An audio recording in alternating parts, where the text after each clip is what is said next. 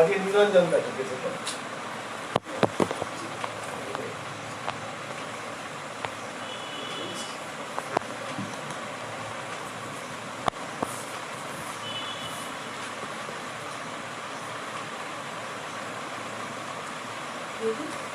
Connect হচ্ছে সেটা আমরা পাচ্ছি না, ও পাচ্ছি না, বুঝতে পারছি না।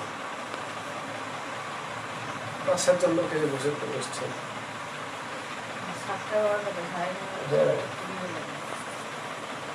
আমার কালকে স্ট্রিমিয়াটা ডাউনলোড করবো নাকি? তাও না, ফেসবুকে আছে।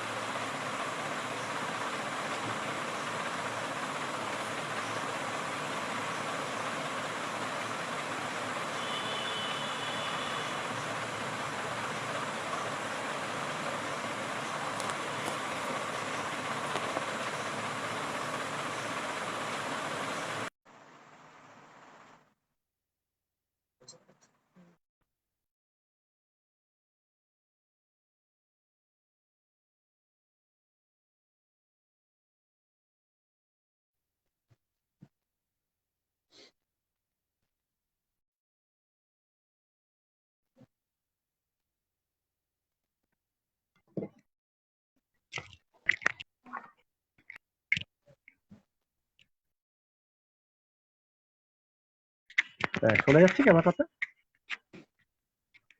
অর্ণব, শোনা যাচ্ছে কি আমার কথা?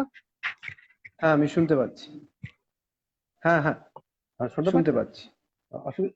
হ্যাঁ, ঠিক আছে, পরিষ্কার আছে। হ্যাঁ, শুনতে এই পাচ্ছি। যে যন্ত্রের যন্ত্র একটু জোরে বলতে হবে। নমস্কার। হ্যাঁ, নমস্কার। এই ভলিউমে শোনা যাচ্ছে? নমস্কার। হ্যাঁ, শুনতে পাচ্ছি। বাকসাম নাট্যজন, আপনারা যারা দেখছেন তারা জানেন যে আমরা গত 12ই মে থেকে আমরা শুরু করেছি একটা ফেসবুক লাইভ অনুষ্ঠান। করোনা পরবর্তীকালে আমাদের নাটকের কি অবস্থা হবে, তার অর্থনীতি সব নিয়ে আর কি কিছু আলোচনা। ইতিমধ্যেই আমরা যারা যারা থাকি এখানে পশ্চিমবঙ্গে যোগ দিয়েছেন, তাছাড়া ত্রিপুরা থেকে যোগ দিয়ে গেছে, মনিদীপ কাজ করেছে, বাংলাদেশ থেকে ইউসুফ হাসান অর্ক বলে গেছেন, বক্তব্য রেখেছেন, কদিন আগে প্রবীর গুহ বক্তব্য রেখেছেন। আজকে আমাদের সঙ্গে আছে নটদার নির্দেশক এবং অভিনেতা অর্ণ মুখোপাধ্যায়। বাক্সা নাট্যজনের তরফ থেকে অর্ণকে আমাদের সাদর অভিনন্দন যে আমাদের সঙ্গে সময় দেওয়া। বড় হয়ে গেছে, কিরম আছো?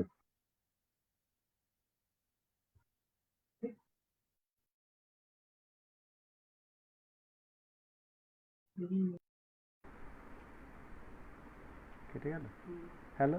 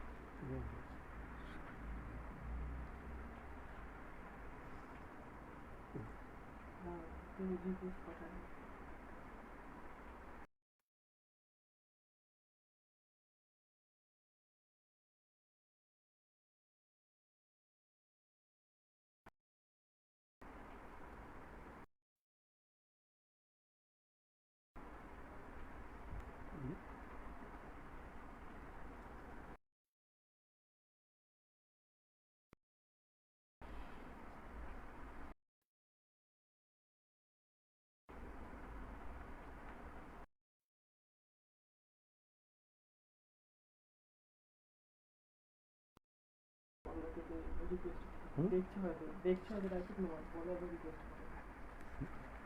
রিকোয়েস্টটা পাঠাতে পারো, জয়েন রিকোয়েস্ট আমি দেখছি হয়তো। অর্ডার জয়েন রিকোয়েস্টটা পাঠা, তোমাকে দেখা যাচ্ছে না।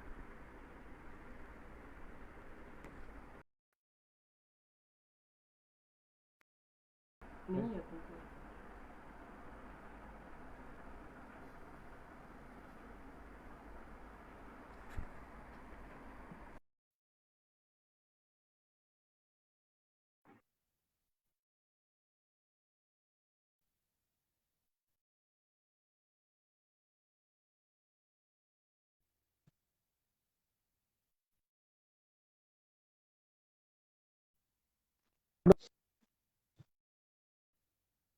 হ্যাঁ, শোনা যাচ্ছে অর্ণব? আমার আমার এখানে নেটওয়ার্কের খুব সমস্যা হচ্ছে। হ্যাঁ আমি শুনতে পাচ্ছি।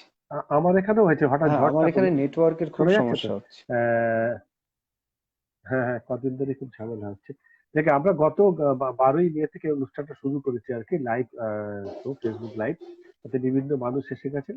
আজকে আমাদের মধ্যে হুম আছেন অর্ণ হুম হুম। মুখোপাধ্যায়, নটধান নির্দেশক এবং অভিনেতা। উম, অর্ণর হুম। চুল এবং দাড়ি প্রচুর পরিমাণে বেড়ে বেড়ে গেছে, অযত্ন না সযত্নে যাই হোক। কেমন আছেন যদি বলেন এখন এই অবস্থায়? হুম হুম। এমনি সুস্থ আছে এটুকু বলতে পারি আর কি। আচ্ছা, শারীরিক ভাবে সুস্থ আছেন? সুস্থ আছে আহ, ভালো, সেটুকু থাকাটাই অনেকটা কিন্তু দরকার আছে। শারীরিকভাবে সুস্থ আছি, কিন্তু করোনা পরিস্থিতিতে এবং পৃথিবীর এই এই সময়ে বিশেষ করে আমরা যারা আর্ট প্র্যাকটিশনার, আমরা মানে আমরা ভালো আছি এই শব্দটা বলতে বাধে আর কি, ফলে আমারও বাধছে। স্বাভাবিক। আক্ষরিক অর্থে আমরা একটা ঐতিহাসিক সময়ের মধ্যে দাঁড়িয়ে রয়েছি। এটাকে যদি হুম বড় অর্থে যুগ সন্ধিক্ষণ বলি, যাই বলি না কেন, সেটা সময় বলবে যে আমরা ঠিক কোন সময়টাকে পেরিয়ে হুম এলাম আর কি। যখন যদি আমরা সত্যি সত্যি পেরিয়ে যেতে পারি, হুম নিশ্চয়ই পারবো। তখন হুম আমরা বলতে পারবো আমরা হুম। যুগ সন্ধিক্ষণে দাঁড়িয়ে আমরা আর কি। এই সময়ে দাঁড়িয়ে আপনার কিরকম, মানে কিভাবে আপনার দলের কাজকে চালিয়ে দিয়ে যাচ্ছেন, মানে ধারাবাহিক কাজটা রাস্তাটা ছন্দ নষ্ট হয়েছে, এই কথাটা সময় কেটে দাঁড়িয়ে কেটে কিভাবে যাচ্ছে, আপনার আহ, আওয়াজ এই কাটছে। সময় হ্যালো হ্যালো, হ্যাঁ শোনা আওয়াজটা একটু যাচ্ছে? কেটে হ্যাঁ কেটে যাচ্ছে, যেহেতু হ্যাঁ, আমার এখানে ঝড় বৃষ্টির কারণে নেটওয়ার্কের একটু সমস্যা হচ্ছে। হ্যাঁ, চলছে কি তাহলে করতে পারেন। সেটা হচ্ছে যে এই হ্যাঁ সময় বলুন দাঁড়িয়ে, বলুন। এই সময় দাঁড়িয়ে যে ছন্দটা ছিল, মানে আপনার দলের একটা যে ছন্দ, সেটা তো বিঘ্ন হয়েছে। সেটা কিভাবে এখন বজায় রাখছেন?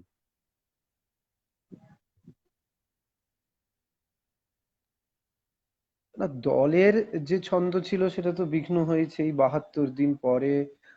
আমরা কালকে দলে গিয়েছিলাম, দলের ঘরে গিয়েছিলাম। আহ, ফলে আমাদের নিয়মিত যে কর্মকাণ্ড নটধার বেশি সময় ধরে চলছে, তো সেইটা বোধহয় কখনোই এরকম ছেদ পড়েনি, ফলে সে ছন্দ তো ব্যাঘাত ঘটেইছে। সেটা নিয়ে আর মানে সবারই হয়েছে, আমাদেরও হয়েছে। কিন্তু তাও তো যারা আর্ট প্র্যাকটিশনার তাদের প্রসেস তো কখনো, এটা তো একটা আনএন্ডিং প্রসেস, এই প্রস্তুতিতে কখনো ছিল বলে আমার মনে হয় না। যে যার মতো করে প্রস্তুত হচ্ছিল হয়তো আরো বড় যুদ্ধে নামার জন্য, এটা বলতে পারি। অফিসিয়ালি যেহেতু সারা দেশেই আম, আহ, রাজার আদেশ পালনের একটা ধুম চলছিল এবং একটা ফিয়ার সাইকোসিস ছড়ানো হয়েছিল, যে আতঙ্কের পরিমণ্ডলে আমরা এই 72 দিন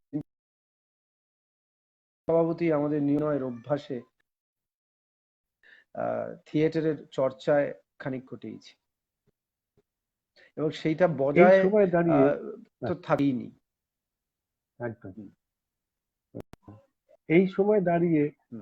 যে ধরনের চর্চা নাটকের আমরা করতাম, আগামী দিনে মনে হয় কি কোথাও একটা বাঁক নেওয়ার সম্ভাবনা দেখা দেয়? মানে এই যে আরেকবার সমস্ত বলবেন নিয়ম মেনে প্রশ্নটা, কাজ, খুব হ্যাঁ মানে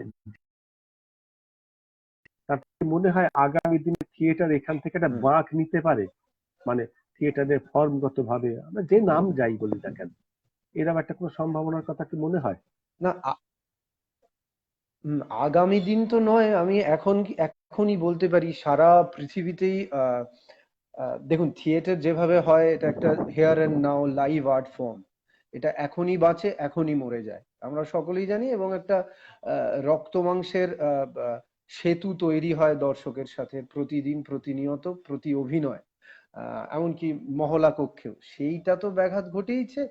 আম, ফলে এখন যেটা সারা পৃথিবীতেই আমরা খবর পাচ্ছি, যেভাবে থিয়েটার হচ্ছে, ন্যাশনাল থিয়েটার ইংল্যান্ডে তারা প্রতি বৃহস্পতিবার তাদের পুরনো তথাকথিত কোট আনকোট হিট থিয়েটার গুলো আবার আম, আহ, তারা দেখাচ্ছেন, ছাড়ছেন অনলাইনে তাদের ওয়েবসাইটে, ইউটিউবে আমরা দেখতে পাচ্ছি। আমরা জানি যে আহ, নিউ ইয়র্কে কনজারভেটরি থিয়েটার রেপার্টরি তারা তাদের মতো করে কাজ করছে, এবং সবটার মধ্যে একটা ডিজিটালাইজেশন দেখা যাচ্ছে। এবং আমার খুব ইন্টারেস্টিং লেগেছে, যেটা শেয়ার করতে ইচ্ছে হলো, কদিন ধরেই দেখছিলাম যে হোম বাউন্ড প্রজেক্ট তৈরি হচ্ছে, যেটা সারা পৃথিবীতেই হচ্ছে। আহ, আমরা জানি এবং ক্যাটিয়া ম্যাকমেলো তারা দুজনে মিলে 10 জন নাট্যকার এবং 10 জন অভিনেতা, তাদের মধ্যে জেসিকা হেচেটের মতো বিখ্যাত কমার্শিয়াল অ্যাক্টররাও আছেন, তারা বাড়িতে বসে থিয়েটার তৈরি করছেন এবং সেটা দেখছে। এবং তার মধ্যে একটা মহৎ কাজও আছে, যে তারা যে সমস্ত বাচ্চারা, মানে সারা পৃথিবীতেই তো আমরা দেখেছি প্যান্ডেমিকে হাঙ্গার একটা ইস্যু হয়ে গেছে, খিদে একটা ইস্যু হয়ে গেছে, তো তারা সেই অভিনয় করছেন এবং সেই অভিনয় দেখছেন। ফলে থিয়েটার যে হচ্ছে, এটা আমি বলবো না। রাস্তা বেছে নিচ্ছেন তারা, তো নাছোড়, সভাপতি আর্টিস্টরা নাছোড়, তাদের মতো করে মানুষের কাছে পৌঁছানোর রাস্তা বেছে নিচ্ছে। ফলে এইটা যে একটা অল্টারনেটিভ ওয়ে অফ কমিউনিকেশন, সেইটা আমরা বলতে পারি। থিয়েটার বলাটা আমার আমার এই মুহূর্তে বলা হবে বলে আমার মনে হয় না, কিন্তু কাজ হচ্ছে। অনেক সারা পৃথিবীতেই আহ, অনেক ইম্পর্টেন্ট থিয়েটার অ্যাক্টর, ডিরেক্টর, এবং আমরা সকলেই জানি, অনেকেই জানি যে ফসফরাস থিয়েটার কোম্পানি, যেখানে ইমিগ্রান্টদের সমস্যা, প্যান্ডেমিকে ইমিগ্রান্টদের কিভাবে কমিউনিটি স্প্রেডিং হচ্ছে, জায়েদ ডিরেক্টর তিনি ঘরে বসেই কিছু অ্যাক্টরদের নিয়ে সেইগুলো তৈরি করছেন, এবং সেগুলো দেখে আমরা আঁতকে উঠছি যে কি পরিস্থিতি সারা পৃথিবীতে। ফলে কাজ হচ্ছে, আমরাও ভাবছি এইভাবে কিভাবে একটা অল্টারনেটিভ পাওয়া যায়। এবং আমার, তবে এইসব কথা বলার পরেও আমার যেটা মনে হয়, এইটা সাময়িক।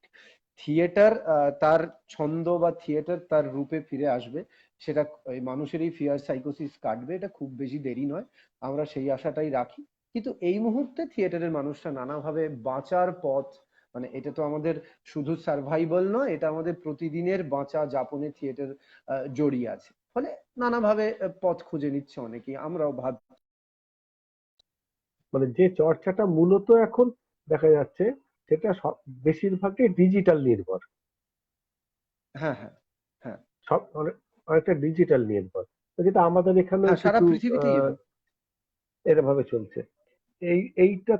এইটাতে আমরা যারা নাটক করি, বা আপনারা যারা আরো আরো বেশি চর্চা করেন, তাদের কাছে হয়তো একটা সাময়িক অন্য অন্য একটা মাধ্যমকে কি বলবো, এক্সপ্লোর করার একটা সময়। আলটিমেটলি এইটা তো আমাদের জায়গা নয়, মানে নাটকের লোকেরা যে একটা লাইভ পারফরমেন্স, যেটা আমরা সবাই চাই আর কি, সেইটা, তো সেইটা করতে গেলে আমাদের তো যেতে হবে একদম সরাসরি দর্শকের কাছে। সেখানে যেতে গিয়ে এখন যে আমাদের মেডিকেল যে সমস্ত টার্ম গুলো ব্যবহার করছে, বা আপনার কথা যে যে বাধ্যবাধকতা মেনে চলতে হবে আর কি, সেইটা মেনে চললে আমরা এই নাটকটা কতটা করতে পারবো, আমাদের সাময়িক চর্চা চলে গেছে। মানে হ্যাঁ, মানে শেষের দিকের কথাগুলো কেটে কেটে যাচ্ছে, এত নেটওয়ার্ক সমস্যা হচ্ছে না। হ্যাঁ, আমাদের যে যে নিয়মগুলো মেনে, যে বাধ্যবাধকতা মেনে আর কি, মানে বিশেষ করে সোশ্যাল ডিস্টেন্সিং যে কথাটার কথা বলা হচ্ছে, এইটা মেনে ওই হ্যাঁ, নাটকটা কতটা করা যাবে। হ্যাঁ, দেখুন, এর প্রসঙ্গে দুটো কথা বলা যায়, যে আমরা যে থিয়েটার করি এটা অত্যন্ত শ্রম ঘামের সাথে একটা সম্পর্ক থাকে, একটা ফিজিক্যালিটি থাকে, আমরা সকলেই মানে স্পর্শ ছাড়া থিয়েটার হয় না, আমরা ধাক্কাধাক্কি করে থিয়েটার করতে পছন্দ করি। ফলে মানুষে মানুষের সংযোগ যদি না ঘটে, শরীরে শরীরে ঘর্ষণ যদি না ঘটে, তাহলে আমার কাছে এই মুহূর্তে মানে এই থিয়েটার এতদিন করিনি। এবার এই যে সোশ্যাল ডিস্টেন্সিং এই শব্দটা আমার কাছে খুব বিরক্তিকর লাগে, বরং বলা যায় ফিজিক্যাল ডিস্টেন্সিং। আমি হ্যাঁ, এই সোশ্যাল শব্দটার ব্যবহারটা খুব ডিস্টেন্সিং এই শব্দটার বিরোধী। হ্যাঁ, আমার হ- আমার কাছে দেয়, আমাকে আমাকে খোঁচা দেয়, বরং রাদার বলা যায় যে এটা ফিজিক্যাল ডিস্টেন্সিং। আমি এই ফিজিক্যাল ডিস্টেন্সিং এর থিয়েটার করার জন্য প্রস্তুত নই, কিন্তু এইভাবে থিয়েটার হয় বলে আমার বিশ্বাস।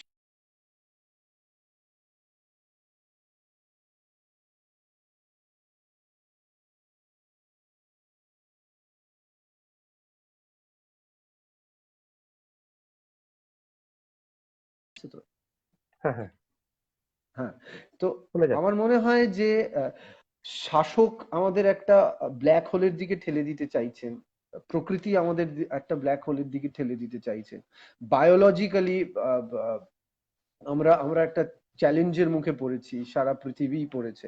তো এই মুহূর্তে প্রশ্ন হচ্ছে যে আমরা কি অ্যাডাপ্ট করতে পারবো এই এই এই ধরনটা। সেইটা আমার কাছে একটা ধাঁধার, গোলক ধাঁধার মতো। এই করোনা আবহে যে রাজনৈতিক ডামাডোল এবং করোনা আবহে চারপাশের যে ফিয়ার সাইকোসিস, লোকের ঘরে ঢুকে যাওয়া, আবার কিছু মানুষের ডেসপারেশন, এই সবটা নিয়ে যে ধাঁধা তৈরি হয়েছে, আমার মনে হয় এই মুহূর্তে দাঁড়িয়ে আমিও খানিক গোলক ধাঁধার মধ্যে আছি। আমি হয়তো বলছি যে এই ফিজিক্যাল ডিস্টেন্সিং এর থিয়েটার করার জন্য আমি প্রস্তুত হইনি, সেই ট্রেনিং আমি নিইনি। আমি আমার যে থিয়েটারের ট্রেনিং, আমার যে থিয়েটারের যাপন, সেটা অত্যন্ত শরীর নির্ভর, স্পর্শ নির্ভর, মানুষে মানুষে ঘর্ষণ নির্ভর, ঝগড়া করে, মারামারি করে, লড়াই করে, ভালোবেসে চুমু খাওয়ার থিয়েটার। ফলে সেইখানে ফিজিক্যাল ডিস্টেন্সিং এর জন্য আমি প্রস্তুত নই। আবার পাশাপাশি এমন পরিস্থিতির দিকে যদি আমাদের নিয়ে যাওয়া হয় যে আমি আমি আমি কিছুদিন আগেই শুনছিলাম যে এরকম নাকি ইউরোপ জুড়ে একটা সার্কুলার বলবো না, এরকম একটা আদেশনামা এসছে যেখানে অভিনেতাদের অভিনয় করতে হবে হয়তো তাদের আহ, তাদের মাস্ক পরে নিতে হবে। এই ধরনের মজা বা এই ধরনের বিশ্রীপনার আমি জানি না এটা কতটা এক্সিকিউটেবল, কিন্তু আবার যদি এরকম হয় যে এইটাই আমাদের অ্যাডাপ্ট করে নিতে হবে, নালে থিয়েটার হবে না, তো সেই ক্ষেত্রে একটা তৃতীয় পথ বেরোবে কিনা আমি এখনো বুঝতে পারছি না। আমি এখন একটা ভাবনার প্রসেস। এই শুভজিৎ চট্টোপাধ্যায়, আমাদের থিয়েটার সাইডের ডিরেক্টর, প্রশ্ন রেখেছে যে ভার্চুয়াল থিয়েটার স্ট্রিমিং কে হ্যাঁ, হ্যাঁ, কতটা ইম্পর্টেন্ট মনে করো আর কি। শোনা গেছে? শোনা গেছে, রিপিট হ্যাঁ, আমি করবো? দেখেছি। শুভজিৎ, তুমি হ্যাঁ, শুভজিৎ কেমন আছিস? ভালো আছিস? আছে কি শুভজিৎ? হ্যাঁ, শুভজিৎ আছে, লাইনে আছে, হ্যাঁ আছে, আছে। শুভজিৎ ভালো থাকিস। হ্যাঁ, হ্যাঁ, হ্যাঁ, ও ওর মেসেজটা প্রশ্ন। পড়তে হ্যাঁ, পেরেছেন? নাই পড়ে দেবো? হ্যাঁ, আমি পড়েছি। ভার্চুয়াল আচ্ছা। থিয়েটার স্ট্রিমিং কে কতটা ইম্পর্টেন্ট মনে করো? আমি ইম্পর্টেন্ট মনে করি মানে দেখো, ভার্চুয়াল থিয়েটার স্ট্রিমিং আমার মনে হয়েছে যে অনেকেই দেখেছে, তোরাও দেখেছিস, সারা পৃথিবী ন্যাশনাল থিয়েটারে পরপর পরপর থিয়েটার গুলো দিচ্ছে এবং সেখানে আমরা ফ্র্যাঙ্কেনস্টাইন দেখে মুগ্ধ হয়ে গেছি এবং মনে হয়েছে ওরা ওইভাবে শুট করেছে থিয়েটারটা। কিন্তু দেখ, যে থিয়েটারটা আমরা করি সেইটা ওইটা নয়, মানে ওটাকে থিয়েটার বলা যায় না। আম, আম, ওটাকে ফিল্ম থিয়েটারও বলা যায় না। আমি জানি না এটা কি, কিন্তু অ্যাটলিস্ট তো দেখতে পাচ্ছি, অ্যাটলিস্ট একটা কমিউনিকেশন হলো। আমরা দেখতে পেলাম বেনেডিক্ট কাম্বারব্যাচকে। হ্যাঁ, সেইটা আমার কাছে খানিকটা ইম্পর্টেন্ট হয়ে উঠলো। আহ, এটা নতুন ওয়ে তৈরি করবে বলে যেটা আমি বলতে পারি, দেখো, আমরা এভাবেই বিদেশের অনেক থিয়েটার দেখেছি, ছবির মাধ্যমে, ভিডিওর মাধ্যমে পিটার ব্রুকের থিয়েটারও দেখেছি। ফলে এটা কোনো নতুন ওয়ে না। কিন্তু এই মুহূর্তে আমি যে হোম বাউন্ড প্রজেক্টের কথা বললাম বা ইমিগ্রান্টদের থিয়েটারের কথা বললাম, জায়েদ নজিবির, তো তারা একটা নতুন ওয়েতে ডিজিটালাইজেশন করছে আহ, তাদের আর্ট ফর্মকে। আমরা তো তখনই আর্ট করি যখন আমাদের মধ্যে কিছু বলার আর্জ আসে, আমরা কিছু বলতে চাই। এখন আমরা বলতে চাই, এবার কিভাবে বলবো সেইটা একটা অল্টারনেটিভ পথ। কিন্তু আমার মনে হয় না যে ডিজিটালাইজেশনের ফর্মটা খুব একটা নতুন, এর আগেও অনেকেই করেছেন, অনেকভাবেই করেছেন। তো এখন উপায়ান্তর না দেখে অন্যভাবে কতগুলো প্রজেক্ট আমরা দেখতে পাচ্ছি সারা পৃথিবীতে থিয়েটারের মানুষরা করছেন। পুরোনো থিয়েটার গুলোকে আবার আমাদের নস্টালজিয়া ফিরিয়ে দিচ্ছে। যে সংস্কৃতি দেবেশ দা তারা করছেন মারিচ সংবাদ, আমি দেখে চমকিত হয়ে গেছি। ওই ওই ওই ওই ফর্মের, মানে আমরা তো মারিচ সংবাদ অর্থে লাইভ দেখিনি, কিন্তু ওই ওই বাচ্চা নীলদার গান আর অরুণ স্যারের ভিডিওর মাধ্যমে দেখছি, তখন একটা অদ্ভুত শিহরণ জাগছে। ফলে এটাও একটা ওয়ে অফ কমিউনিকেশন আমি মনে করছি। এই মুহূর্তে আমরা যারা বাড়িতে বন্দি বা আমরা যারা সন্ত্রস্ত, তাদের ওটা একটুখানি অক্সিজেনের কাজ করছে, কিন্তু এটা কখনোই পার্মানেন্ট আলটিমেট একটা একটা ওয়ে আউট বা একটা রেজাল্ট হতে পারে না। আমাদের থিয়েটার, রক্ত মাংসের থিয়েটার, আমি বারবার বলবো, হেয়ার এন্ড নাও আমাদের এই এই জায়গায় পৌঁছতেই হবে। ও প্রান্তে একজন, এ প্রান্তে একজন, এই অন্তত এই ফরম্যাটে আমাদের ফিরতেই হবে। এটা এটা এটা আমার বিশ্বাস, এবং আমরা খুব তাড়াতাড়ি ফিরবো বলেও আমার মনে হয়। কারণ পরশুদিন 31 মানুষ থেকে ডেসপারেট হয়ে যাচ্ছে, মানুষ ডেসপারেট হয়ে গেলে ডেসপারেট হয়ে সেখানে। যাবে। হ্যাঁ বল। হ্যাঁ, মানুষ ডেসপারেট হয়ে যাবে, ডেসপারেট হয়ে যাবে এই কারণেই বলছি। তার কারণ আমি যে দুজন থিয়েটার ডিরেক্টর এবং আমেরিকার নাটককারের নাম করলাম মহিলা, তারা নিজেরা হাসাহাসি করছিলেন, আলোচনা করছিলেন যে আমরা কতটা আম, আহ, অপ্রয়োজনীয় সমাজের কাছে। দেখো, আমরা কিন্তু আমাদের তো একটা সব, মানে মানুষ তো আবার বেসিকে প্রায়রে ফিরতে চাইছে। মানুষ খেতে না পেলে কি কেন থিয়েটার দেখতে আসবে? তো আমার প্রশ্ন হচ্ছে, আমরা নিজেরা পুশ করব, আমরা নিজেরা মানুষের কাছে যাব, আমরা বাঁচাটাও প্যারালালি ইম্পর্টেন্ট। আর্ট আর্ট এবং এন্টারটেনমেন্ট ইন্ডাস্ট্রি প্যারালালি ইম্পর্টেন্ট, মানুষের প্রতিদিনের বাঁচার জীবনে ইম্পর্টেন্ট। এবং সেইখানে আমাদের জোট বাঁধতে হবে, মানুষ যেন আমাদের বাতিল না করে দেয়। এই এই ভয়ে আমি প্রতিদিন বাঁচছি, এবং কারণ আমি নিজেকে বোঝাচ্ছি প্রতিদিন যে আমি যে কাজটা করি এটা অত্যন্ত ইম্পর্টেন্ট কাজ। আমাকে ফিরতে হবে, আমাকে মানুষের কাছে পৌঁছতে হবে। শুধু আমার রুজি রুটি নয়, স্টেট চিরকাল কদর দিয়েছে, কদর দিয়েছে মানে ভয় পেয়েছে থিয়েটারকে। স্টেট চিরকালই, সারা পৃথিবীতেই এই জিনিস হচ্ছে, সারা পৃথিবীতে চিরকালই হয়েছে যে কতগুলো ন্যাশনাল থিয়েটার বেঁচে আছে আর বাকি সবাইকে স্ট্রাগল করতে হয়েছে, সেটা নতুন কিছু নয়। ফলে সেই স্টেটের মুখাপেক্ষী না হয়, আমরা গ্রান্টেড টাকা নিলেও সেই স্টেটের মুখাপেক্ষী না হয়, আমরা আমাদের মতো করে একটা alternative way out, alternative form বের করে নেব এবং মানুষের কাছে পৌঁছবো। অল্টারনেটিভ ফরম্যাট চল, যেটা আমরা থার্ড থিয়েটার বলি, ওপেন এয়ার বলি, অন্তরঙ্গ বলি, যে নামেই বলি আর কি, এই ধরনের একটা চর্চা তো অনেক দিন ধরেই আমাদের বাংলায় ছিল। হয়তো সামান্য হয়, খুব অল্টারনেটিভ বলি বলছি যে ওইগুলো আসবে আমি, আমাদের কিন্তু ওই অল্টারনেটিভ ওই থার্ড থিয়েটার বা ব্ল্যাক বক্স ওই অর্থে অল্টারনেটিভ বলিনি। আমি আমি নতুন পথের কথা বলেছি, মানে এগুলো এগুলো অলরেডি এক্সিস্টিং। আমি বলছি যেটা হয়তো প্রবীরদা কালকে মানুষ বলছিলেন, আবার একটা ডিজিটালাইজেশনের মাধ্যমে বা অন্যভাবে একটা নতুন কিছু বেছে নেবে, এই আর কি, এটাই বলছি। প্রবীরদা যেটা প্রবীর গুহ বলছিলেন, যেটা যে আমাদের এখন অল্টারনেটিভের আর একটা অল্টারনেটিভ খুঁজে বের করতে হবে। মানে ওগুলো তো আমাদের এক্সপ্লোর করা হয়ে গেছে। Yes yes yes. এবং শুধু তাই নয়, শোনা গেল, শোনা যাচ্ছে না, যেতে হবে। এবং আর একটা যেটা শোনা যাচ্ছে। প্রবীরদার বক্তব্য, হ্যাঁ হ্যাঁ শোনা যাচ্ছে, হ্যাঁ হ্যাঁ হ্যাঁ, আমি শুনতে পাচ্ছি। প্রবীরদার বক্তব্য যে আমাদের অল্টারনেটিভ খুঁজে বার করতে হবে। এক, দ্বিতীয় যেটা করতে হবে সেটা আমাদের একটা নতুন দর্শক খুঁজতে হবে। আগের দিনে আমরা একাডেমি মঞ্চে নাটক করতে গেলে এখন বোধহয় আমরা যেমন অভিনেতাকে চিনে গেছি, দর্শককেও বোধহয় চিনে গেছি। সেই একই দর্শক ঘুরিয়ে ফিরিয়ে আপনার নাটক দেখে আমার নাটক দেখতে আসে, সেটা খুব সীমিত সংখ্যক নাটক। প্রদীপদা বলছেন যদি আমরা আমাদের অভিমুখটাকে শহর থেকে বার করে একটু গ্রামের দিকে যাই, যেখানে আমরা একটা নতুন দর্শক তৈরি করতে পারবো, সেটা কি মানে দলগুলোর পক্ষে স্বাভাবিক হবে বলে মনে হয়, মানে করার সম্ভাবনা? হ্যাঁ, প্রবীর গুহ অত্যন্ত ইম্পর্ট্যান্ট এবং প্রণম্য একজন থিয়েটার পার্সোনালিটি। তিনি সারা পৃথিবীতেই নানাভাবে তার ফর্ম নিয়ে এক্সপেরিমেন্ট করেছেন। আমরা প্রত্যেকেই তার কাজের খুব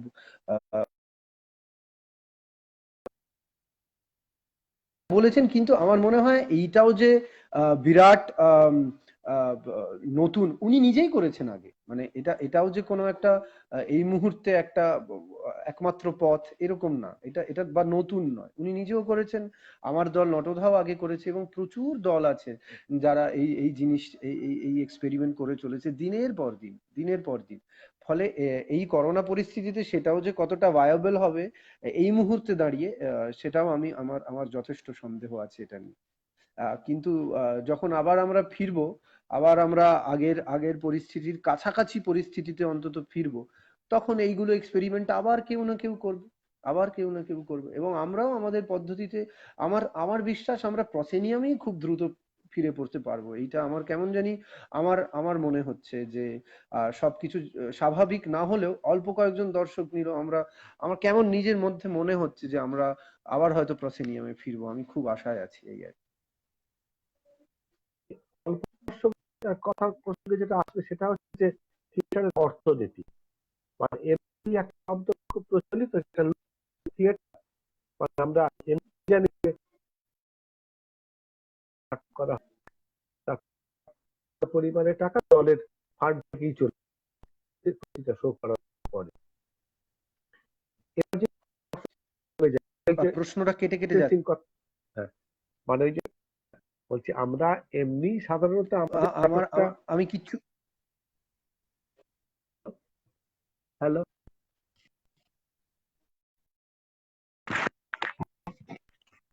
আমি প্রশ্নগুলো কেটে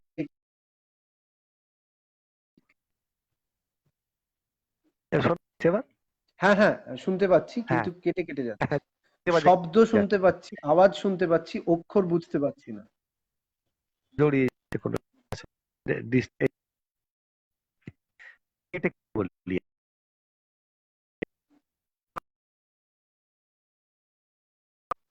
থিয়েটার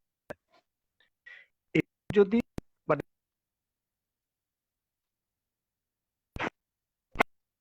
এবার যদি লোকসানের যে একটা চাপ বাড়ে, সেটাকে কাটানো খুব মুশকিল বাড়াবে।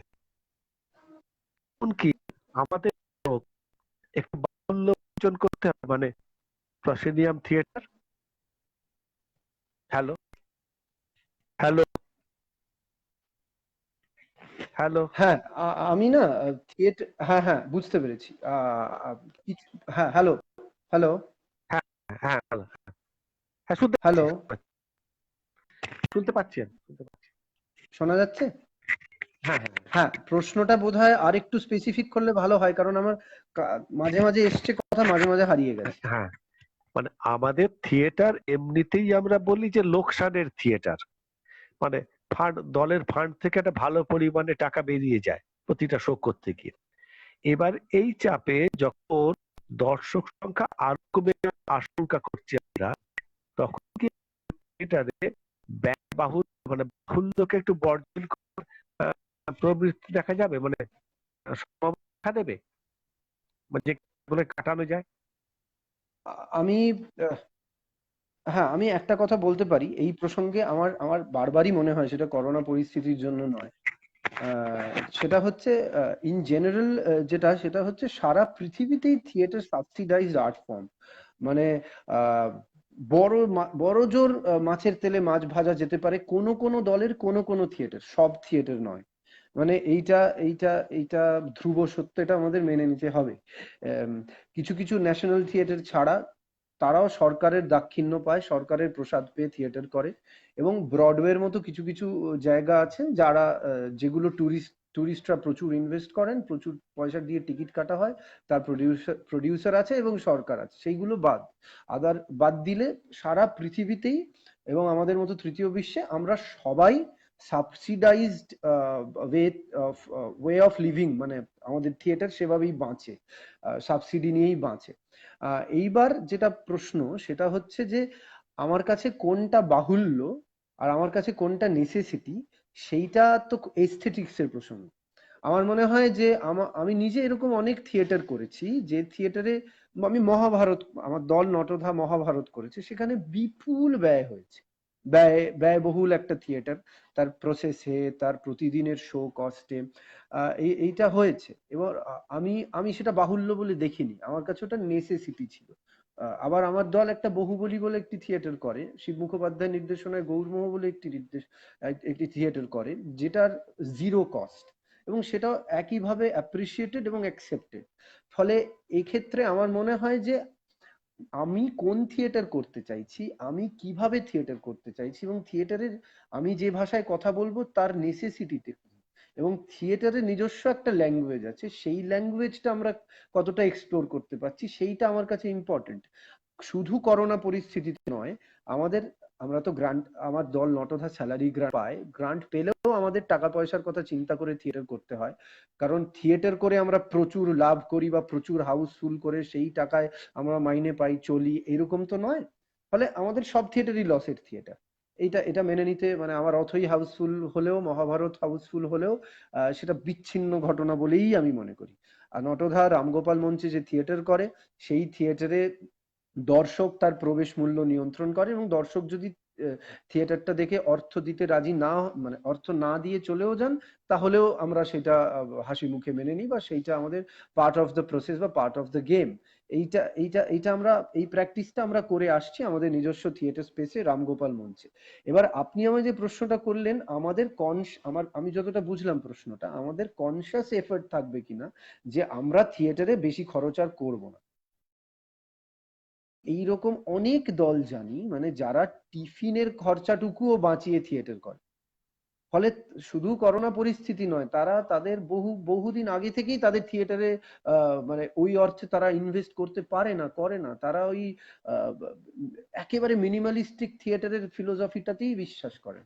এবার এইটাই আমি বলবো, মানে আলাদা করে করোনা হয়ে যাওয়ার পর আমাদের খরচ বাঁচাতে হবে এরকম নয়। আমার মনে হয় থিয়েটার তার নিজের জায়গায় থাকবে।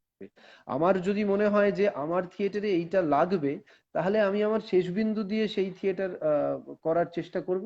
আবার আমার যদি মনে হয় যে আমার এখানে জাহাজ বা আমার এখানে বিদ্যুৎ চমকের জন্য আলাদা 10টা আলো ব্যবহার করতে লাগবে না, আমি একটা বাল্ব দিয়ে করে ফেলতে পারবো, সেইটা আমার ইমাজিনেশন, সেইটা আমার কল্পনা, সেইটা আমার থিয়েটার ল্যাঙ্গুয়েজ এক্সপ্লোর করার স্কিল।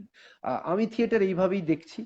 আমি এখনো ওইটা ভাবছি না যে আমার যা এই করোনার পরে আমার থিয়েটার তো গরিবের থিয়েটার হয়ে গেল, একেবারেই নয়। আমি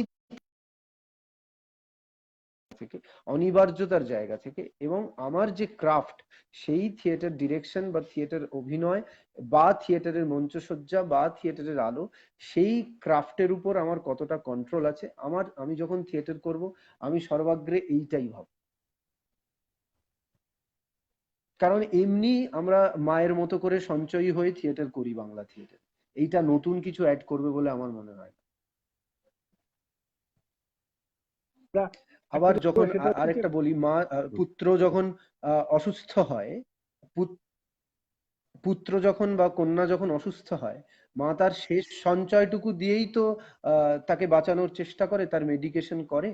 তো আমার কাছে যদি থিয়েটার সেই রকমই একটা জিনিস হয়, তাহলে সেই থিয়েটারটা বাঁচাতে গিয়ে যদি আমার শেষ বিন্দুটুকু দিতে হয়, তাহলে আমি দেবো।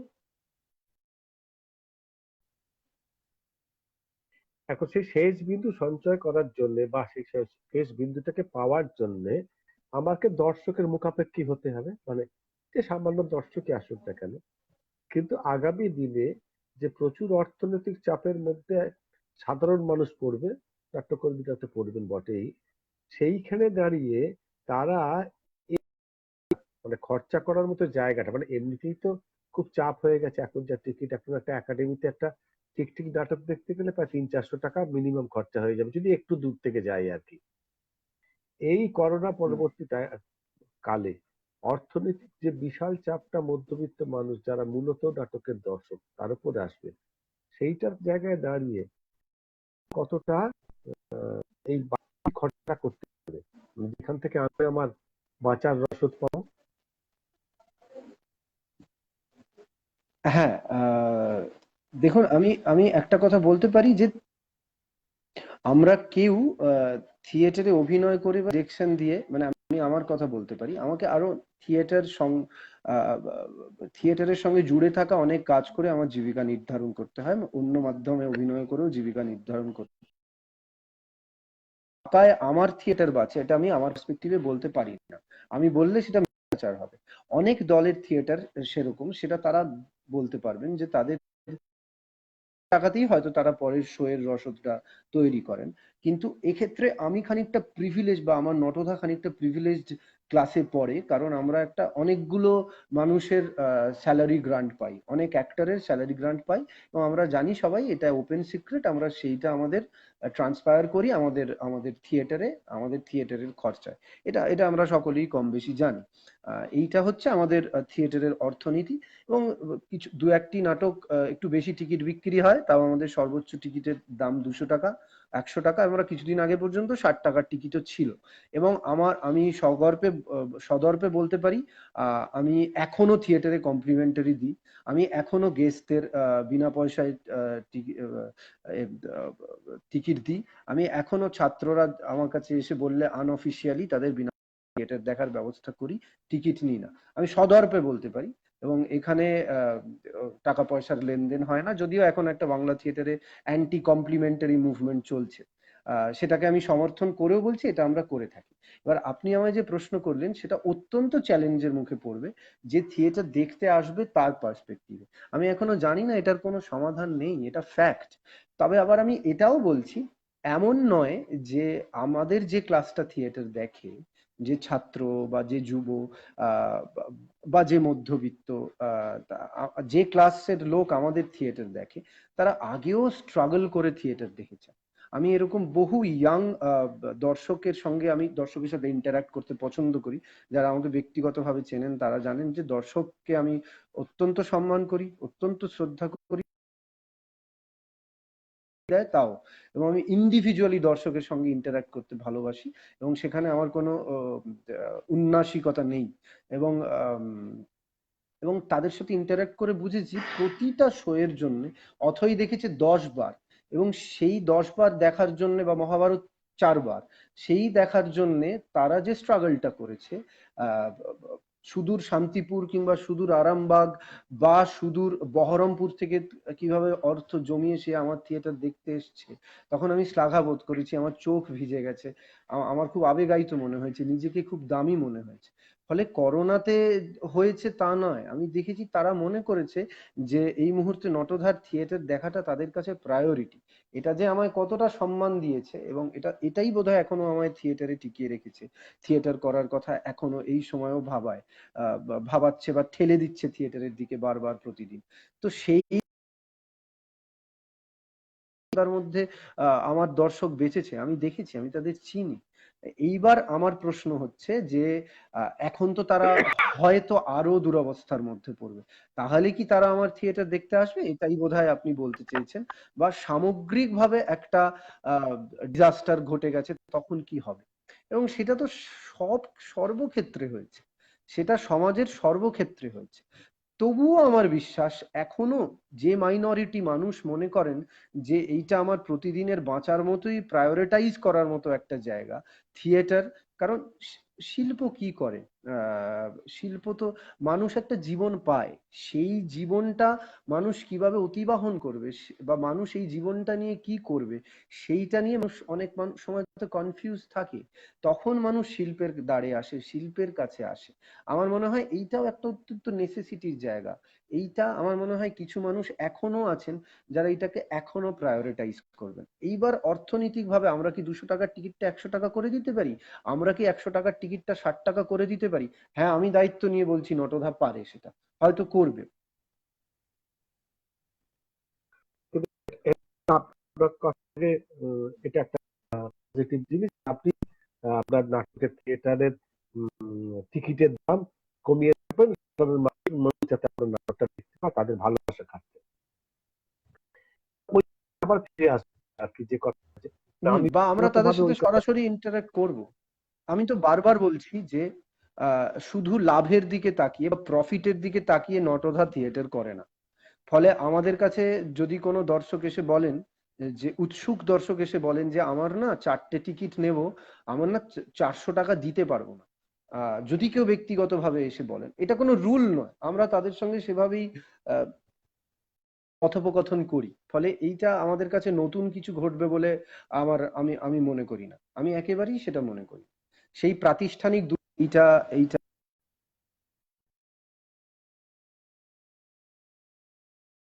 আমি বলতে পারি, কারণ আমি আমাদের সমাজে প্রায়োরিটির জায়গায়, নেসেসিটির জায়গায়।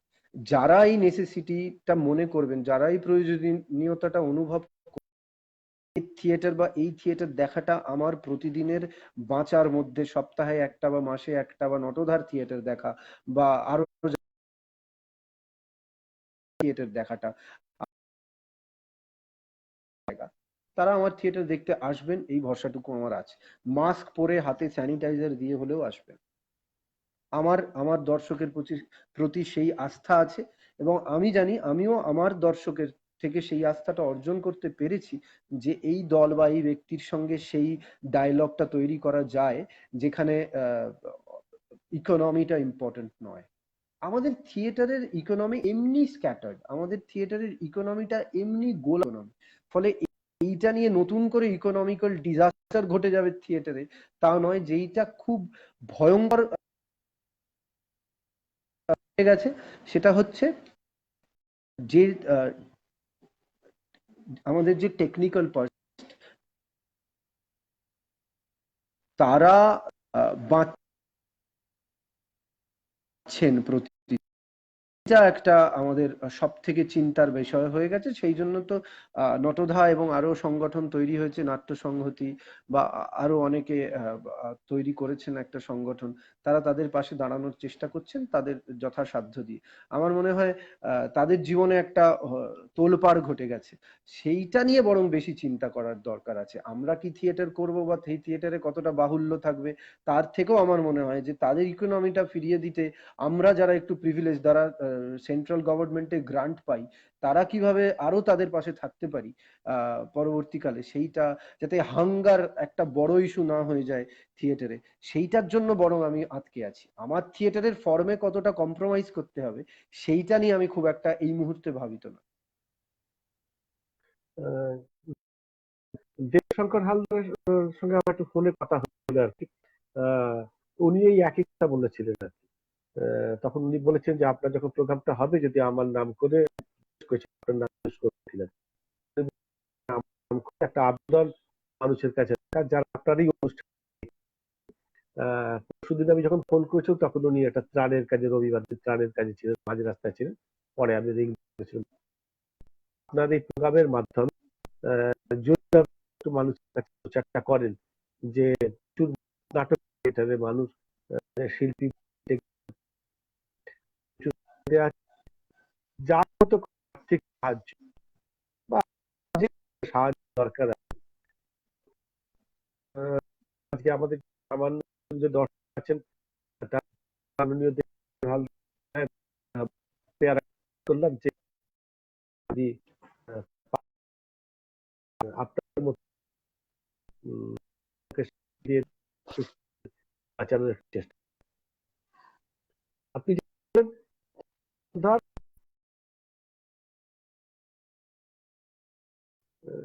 এই জন্য কিন্তু নাটক দেখতে চায়, আচ্ছা ঠিক আছে দেখতে পারবে, কিন্তু সব তো নিশ্চিতভাবে এই ধরনের আর্ট সক্ষম তাদের করতে হবে। কারণ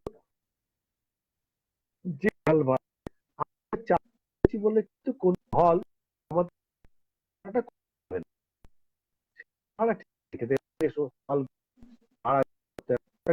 আমরা জানি না। কেটে যাচ্ছে আপনার কথাটা, আবার কেটে যাচ্ছে, আপনার কথা আবার কেটে যাচ্ছে। হ্যালো, এবার হ্যালো, হ্যাঁ কথাটা আবার কাটছে। হ্যাঁ আপনার কথাটা আবার কেটে যাচ্ছে, কেটে কেটে হ্যালো, যাচ্ছে। এবারে একটু প্রচুর অনেক প্রচন্ড নেটওয়ার্কের সমস্যা হচ্ছে। যে হল তো কমাবে, ভাড়া কম, বুঝতে পারছি।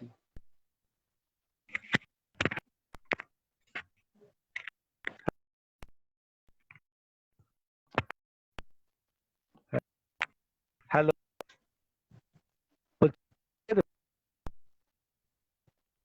ভাড়া তো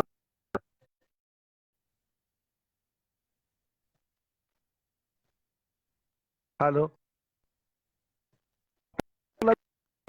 হ্যাঁ, কথা শুনতে পাচ্ছি আমি।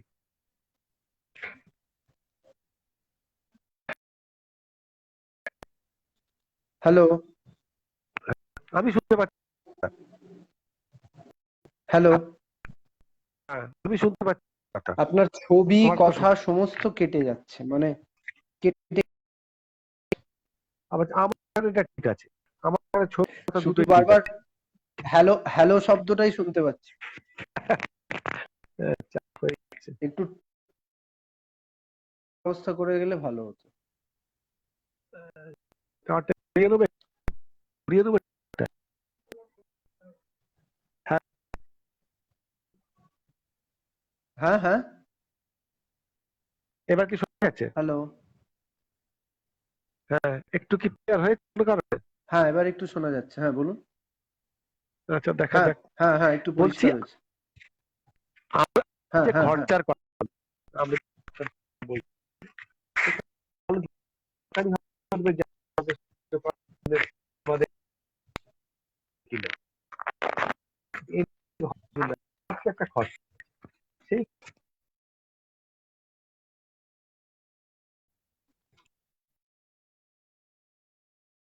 আলো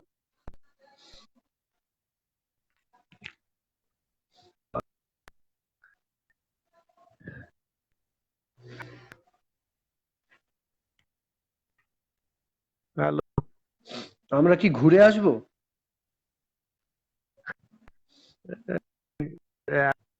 বলছেন আমরা কি ঘুরে কানেক্ট আসবো?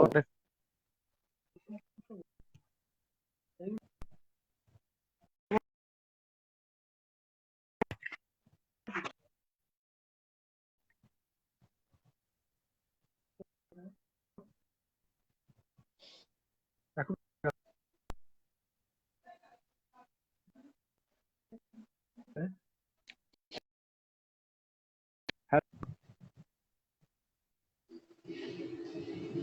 এখনো শোনা গেল না।